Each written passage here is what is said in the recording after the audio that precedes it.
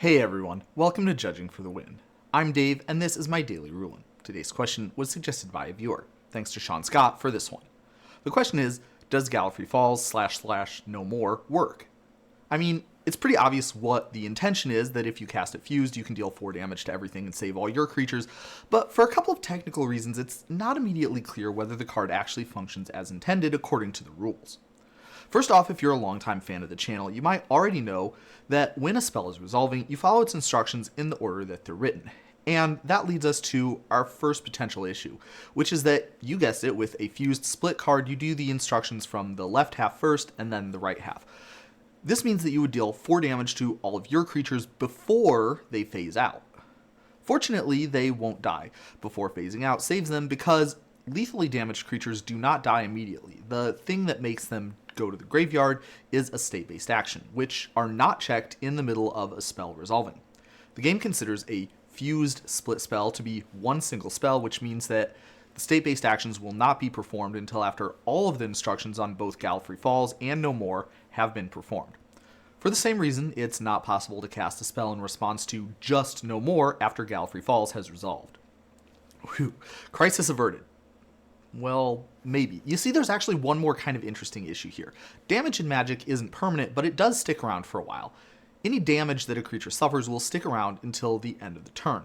This is why if you chump block a 5/5 with the Grizzly Bears, you can finish that attacker off with a Lightning Bolt during the second main phase.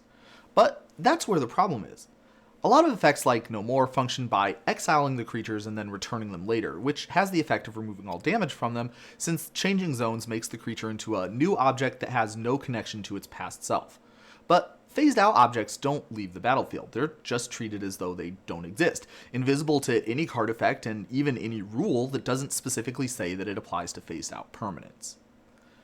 Now, we already established that when No More phases all the creatures out, that happens after the Gallifrey Falls deals 4 damage to them. So does that mean that if a creature phases out with No More, that damage will still be on those creatures when they phase back in? Well, probably not. It turns out that the rules writers had thought of this. The rule that makes damage wear off during the cleanup step does indeed specifically state that it applies to phased out permanents.